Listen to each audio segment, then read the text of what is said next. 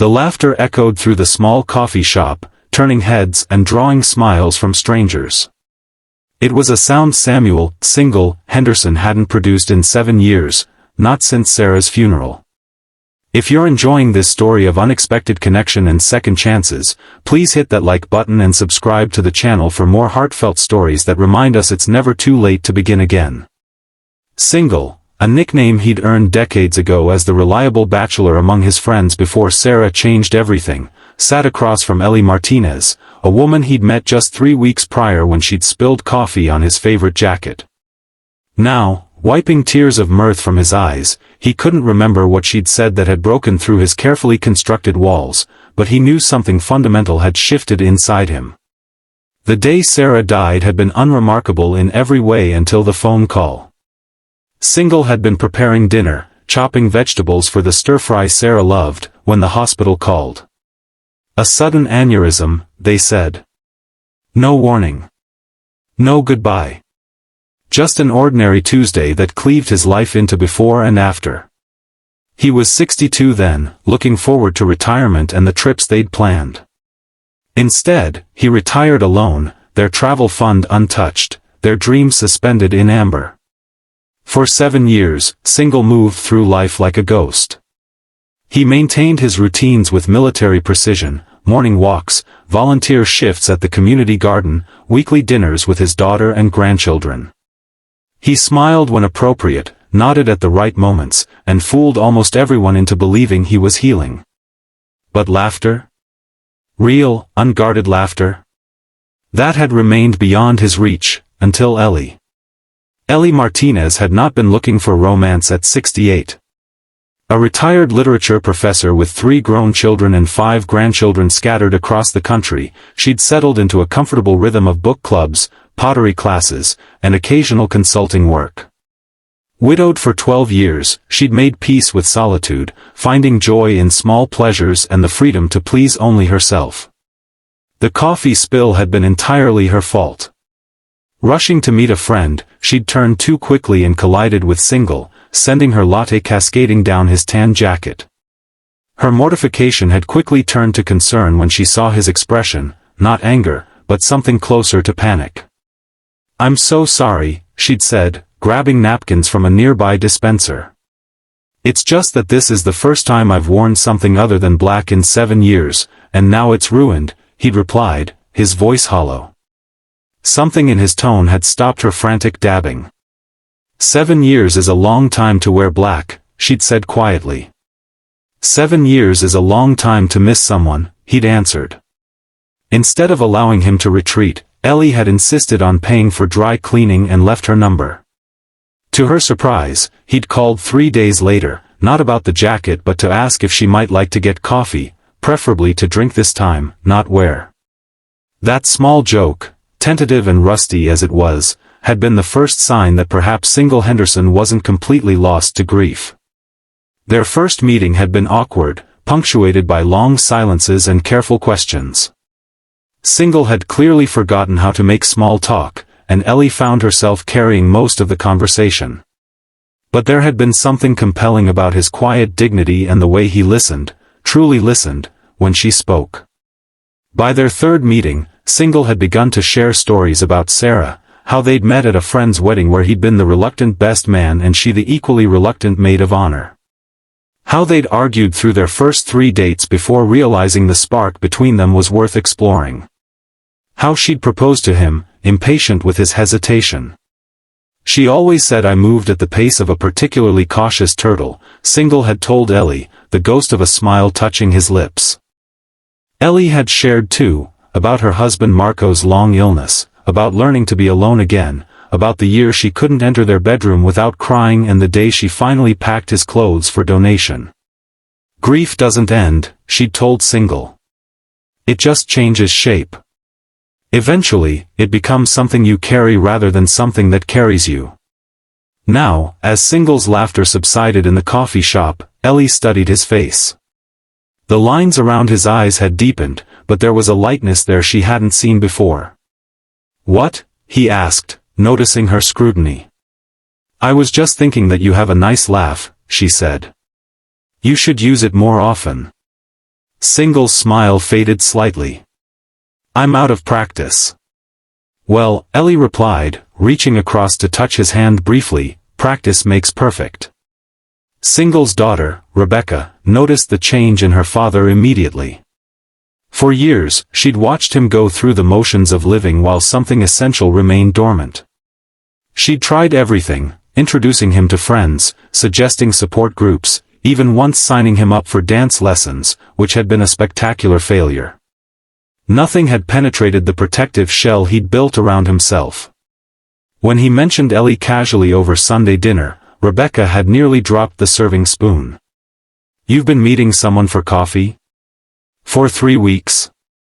And you're just mentioning this now, she demanded, torn between hope and suspicion.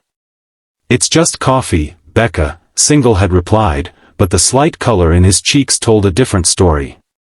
Rebecca's husband, Michael, had kicked her under the table, a silent warning not to push too hard. Their children, 10-year-old twins Emma and Ethan, had continued eating, oblivious to the undercurrents. Later, after Single had gone home and the twins were in bed, Rebecca had confessed her fears to Michael. What if she hurts him? He's so vulnerable. Michael had pulled her close. Your dad survived losing the love of his life. He's stronger than you think. But he didn't really survive it, not completely, Rebecca had argued. He's been half alive for 7 years.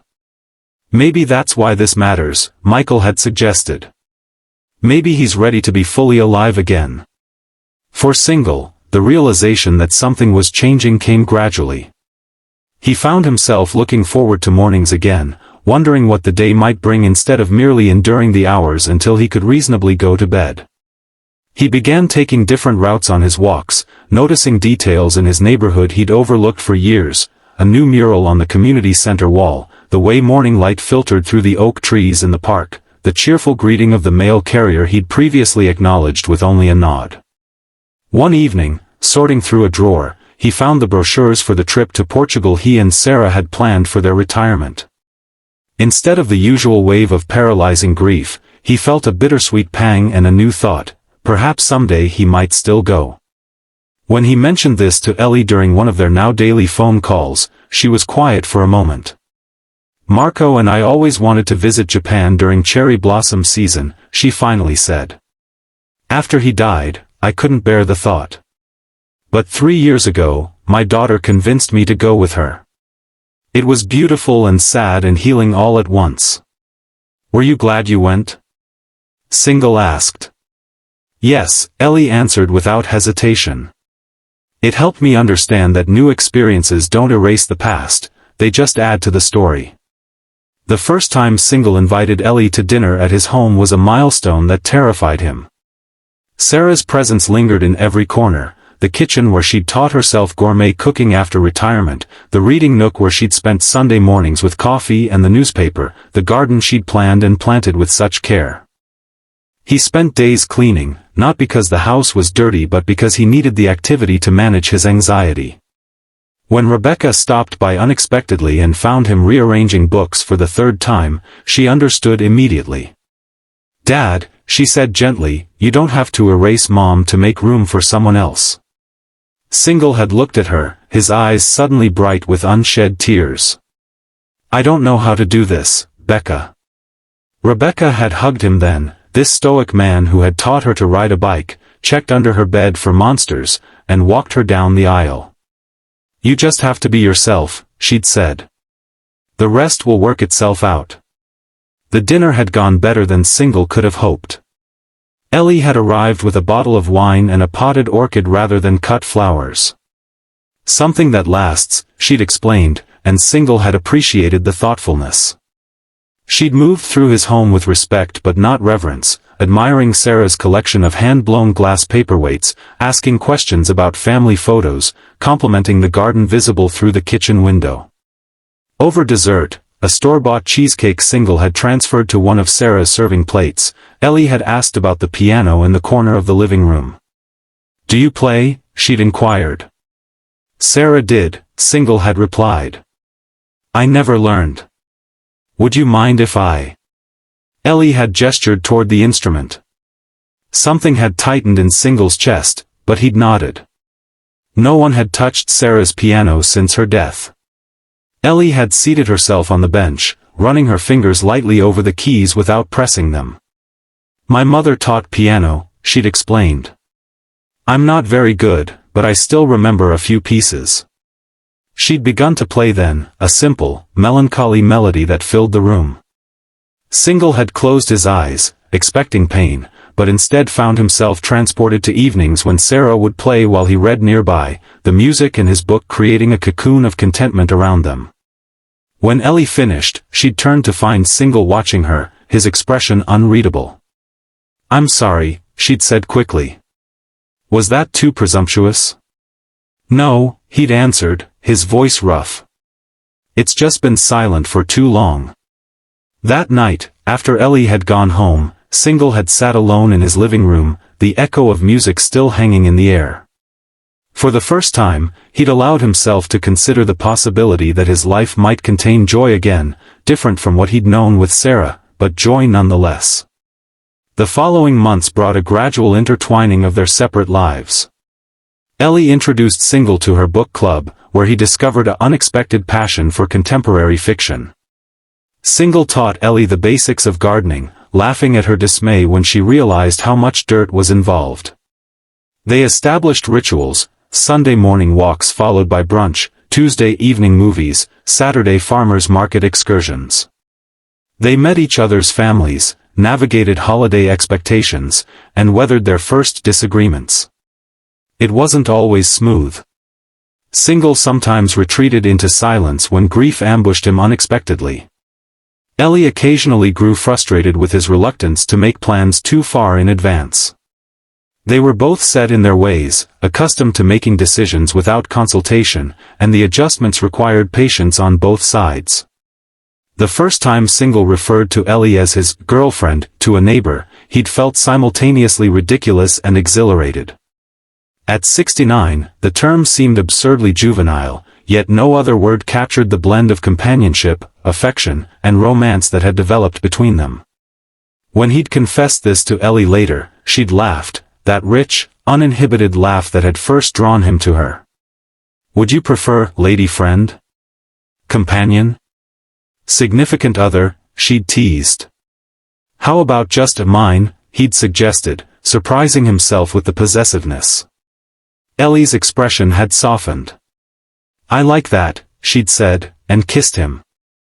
A year after the coffee spill, Single found himself standing in a jewelry store, examining rings while the young salesperson tried to hide her delight at helping this elderly gentleman select an engagement ring. He hadn't planned this. There had been no moment of epiphany, no dramatic decision. Rather, it had been a gradual recognition that his life was better with Ellie in it and that he wanted whatever time they had left to be spent together. The ring he chose was nothing like the one he'd given Sarah, that had been a traditional diamond solitaire, classic and timeless. For Ellie, he selected a sapphire surrounded by small diamonds, unique and vibrant like the woman herself. He proposed on a Tuesday evening in his garden, which they now tended together. There were no grand gestures, no elaborate speeches. Just two people who had discovered that second chances sometimes arrive when least expected. I never thought I'd feel this way again, Single told her, the ring box open in his palm. I'm not trying to replace what I lost. This is something new, something different, but just as real. Ellie had taken the ring, slipped it onto her finger, and said simply, yes. Their wedding was small, family only, held in Rebecca's backyard. Single wore a blue suit instead of black. Ellie carried a bouquet of flowers from their garden. Their grandchildren served as attendants, beaming with excitement at the novelty of grandparents getting married. During the ceremony, Rebecca had read a poem about love that arrives unexpectedly in the winter of life, bringing with it the promise of a new spring. Single had watched tears slip down his daughter's cheeks and felt a profound gratitude for her blessing. At the reception, Single had surprised everyone by asking for attention and then turning to Ellie. 7 years ago, I stopped laughing, he'd said, his voice steady despite the emotion visible on his face. I didn't think I would ever find joy again. But then you spilled coffee on me, and somehow, that simple accident changed everything. He'd raised his glass then. To coffee stains and second chances. The gathered family had echoed the toast, but Single had eyes only for Ellie, the woman who had taught him that a heart, once broken, can mend in new and unexpected ways. The woman who had shown him that love doesn't diminish when shared again. The woman who had made him laugh when he thought all laughter had left his world. As they begin their life together, Single and Ellie know they face challenges. They are not young, time is precious and limited. But they have learned the value of each day, each moment. They understand that happiness is not guaranteed but chosen, again and again. And most importantly, they have discovered that it's never too late to begin a new chapter, never too late to find connection, never too late to open your heart to possibility. So if you find yourself thinking that your story is finished, that joy has passed you by, remember Single and Ellie. Remember that sometimes, life's greatest gifts arrive when we least expect them, perhaps even in the form of a spilled coffee and the laughter that eventually follows. If this story touched your heart, please take a moment to like this video and subscribe to our channel. Your support helps us continue sharing stories of hope, resilience, and the enduring power of human connection. Until next time, remember that every ending has the potential to become a beautiful new beginning.